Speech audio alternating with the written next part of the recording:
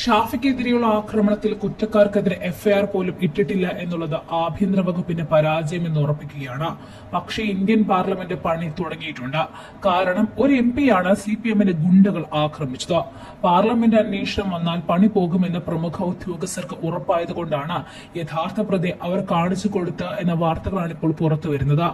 ആക്രമികൾ പേരാമ്പ്രയിൽ ഷാഫി പറമ്പിൽ എംപിക്കെതിരെ വധശ്രമം നടത്തുന്നതിന് തൊട്ടു മുൻപ് മാരകായുധങ്ങളുമായി സംഘടിച്ചിരുന്ന സിപിഎം ഗുണ്ടകൾക്കൊപ്പമായിരുന്നു പോലീസ് സിഐയായ അഭിലാഷ് ഡേവിഡ് എന്നാണ് കണ്ടെത്തിയിരിക്കുന്നത്. സിപിഎം പ്രവർത്തകർ തമ്പടിച്ച ബസ് സ്റ്റാൻഡ് ഭാഗത്ത് അഭിലാഷിനെ ഡ്യൂട്ടിക്ക് കണ്ട വിവരം രഹസ്യാന്വേഷണ വിഭാഗത്തിന് ലഭിച്ചിട്ടുണ്ട്. ആ സമയത്ത് പ്രവർത്തകരുമായി ചെറിയ തർക്കവും നടന്നു. ഇതിനുശേഷം അദ്ദേഹം അവിടെ നിന്നും മാറി ഷാഫിയും UDF പ്രവർത്തകരും ഉള്ള അടുത്തേക്ക് നീങ്ങുകയായിരുന്നു എന്നാണ് വ്യക്തമാക്കുന്നത്.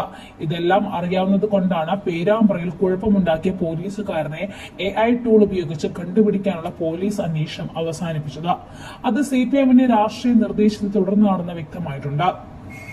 കുഴപ്പക്കാരെ കണ്ടെത്തുമെന്ന് സിപിഎം പറഞ്ഞതിന് തൊട്ട് പിറ്റേ ദിവസം തന്നെ അത് വേണ്ട എന്ന രാഷ്ട്രീയ നിർദ്ദേശം സർക്കാരിൽ നിന്നും വന്നു. അതോടുകൂടിയാണ് ഷാഫി അല്പം നിലപാട് കടുപ്പിച്ചത്. അതായത് അതുവരെ തന്റെ മൊഴി പോലും പോലീസ് രേഖപ്പെടുത്തിയിട്ടില്ല എന്ന ഷാഫി പറമ്പലിന്റെ പരാതി ആഭ്യന്തര വകുപ്പിന്റെ തകർച്ചയാണ് കാണിക്കുന്നത്. എഫ്ഐആർ രജിസ്റ്റർ ചെയ്തതായിട്ട് പോലും അറിവില്ല എന്ന ഒരു എംപിക്ക് പറയേണ്ടി വന്നത് വളരെ ഗൗരവപൂർവ്വം കാണുകയാണ് ഇന്ത്യൻ പാർലമെന്റ്. സംഘർഷം പോലീസ് ബോധപൂർവം സൃഷ്ടിച്ചതാണ്. ഡിവൈഎഫ്ഐ ഹരിപ്രസാദ് കയ്യിൽ ഗ്രനേഡ് വെച്ചാണ് ലാത്തി ചാർജ് നടത്തിയത്. കയ്യിൽ നിന്നും ഗ്രനേഡ് പൊട്ടിയാണ് പരിക്കേറ്റത്. ഹരിപ്രസാദിനെ ആശുപത്രിയിൽ പ്രവേശിപ്പിച്ചപ്പോൾ എന്തായി MP അഡ്മിറ്റ് ആയോ എന്നാണ് ചോദിച്ചത്. MP അഡ്മിറ്റ് ആക്കണമെന്ന് നേരത്തെ തീരുമാനിച്ചിരുന്നോ എന്നതാണ് ഇതിൽ നിന്നും വ്യക്തമാകുന്നത്. ലാത്തി ചാർജിന്റെ മറവിൽ MPയെ വധിക്കാനുള്ള എല്ലാ തയ്യാറെടുപ്പുകളുമായിട്ടാണ് ഈ പോലീസ് ഗുണ്ടകൾ വന്നത് എന്ന സംശയവുമുണ്ട്.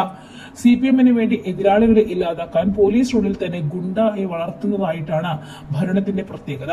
അത്തരം ഗുണ്ടകൾ എന്ത് ചെയ്താലും അവർക്കെതിരെ നടപടി എടുക്കുന്നില്ല. അതാണ് അവർക്ക് കിട്ടിയ സംരക്ഷണം. എന്നാൽ കൊടും ക്രിമിനൽ ആയതുകൊണ്ട് CA അഭിലാഷ് ഡേവിഡിനെ പിരിച്ചുവിടാനായി സിറ്റി പോലീസ് കമ്മീഷണർ നാഗരാജു കത്ത് നൽകിയതാണ്. അതാണ് ഇപ്പോൾ പുറത്തു വന്നിരിക്കുന്നത്.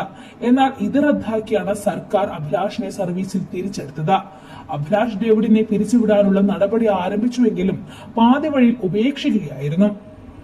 ഗുണ്ടാബന്ധം ആരോപിച്ചാണ് അഭിലാഷ് ഡേവിഡിനെ പിരിച്ചുവിടാൻ തീരുമാനിച്ചിരിക്കുന്നത്. പക്ഷേ ആ ഗുണ്ടാ തലവനായ പോലീസുകാരനെ സിപിഎമ്മിനെ പോലീസിലെ ആസ്ഥാന ഗുണ്ടയാക്കി നിയമിക്കുകയായിരുന്നു. എത്രയോ കോൺഗ്രസുകാരെ തല്ലിച്ചതച്ചവർ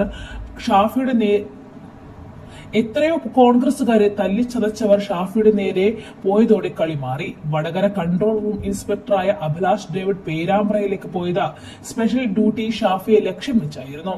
ഈ ക്രിമിനലിന്റെ കയ്യിലെ ലാത്തിയിൽ നിന്നും തലനാരിഴയ്ക്കാണ് ഷാഫി തല തകർന്നു പോകാതെ രക്ഷപ്പെട്ടത്. ഇപ്പോൾ സംഭവം വിശദമായ നടപടിക്കായി ലോക്സഭാ പ്രിവിലേജ് കമ്മിറ്റിക്ക് മുന്നിൽ എത്തിയതോടെയാണ് ഷാഫി തെളിവ് സഹിതം മാധ്യമങ്ങൾക്ക് മുന്നിൽ വന്നത്. ഇത് ലോക്സഭ ഒരു തെളിവായി പരിഗണിക്കും. അഭിലാഷ് ഡേവിഡ് എന്ന പോലീസുകാരന്റെ ഗുണ്ടാ ചരിത്രവും പോലീസിലെ ക്രിമിനൽ ബുദ്ധിയും ഒപ്പം എല്ലാ തെളിവുകളോടെയുള്ള MP ആക്രമിക്കുന്ന രംഗവും കൂടിയാകുമ്പോൾ അഭിലാഷ് ഡേവിഡിന് കുപ്പായം മൂരിവെക്കാം എന്ന് ഉറപ്പായി കഴിഞ്ഞു.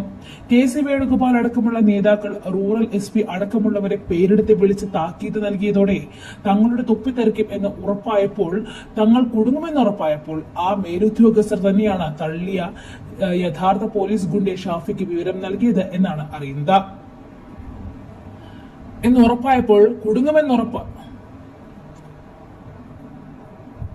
തങ്ങളുടെ തൊപ്പി തെറിക്കുമെന്ന് ഉറപ്പായപ്പോൾ കുടുങ്ങും എന്നുറപ്പായപ്പോൾ മേലുദ്യോഗസ്ഥർ തന്നെയാണ് തല്ലി യഥാർത്ഥ പ്രതിയെ ഗുണ്ടയെ തങ്ങളുടെ തൊപ്പി തെറിക്കും എന്ന് ഉറപ്പായപ്പോൾ, തങ്ങൾ കുടുങ്ങും എന്നുറപ്പായപ്പോൾ ആ മേലുദ്യോഗസ്ഥർ തന്നെയാണ് തല്ലിയ യഥാർത്ഥ പോലീസ് ഗുണ്ടയെ ഷാഫിക്ക് വിവരം നൽകിയത് എന്നാണ് അറിയുന്നത്. ഇനി പാർലമെന്റ് തൊപ്പി ഊരാനായി എത്തുമ്പോൾ ഒരു കുഞ്ഞു പോലും ഈ ഗുണ്ടാ പോലീസിന്റെ രക്ഷയ്ക്കായി ഉണ്ടാകില്ല എന്ന് ഉറപ്പായി കഴിഞ്ഞു.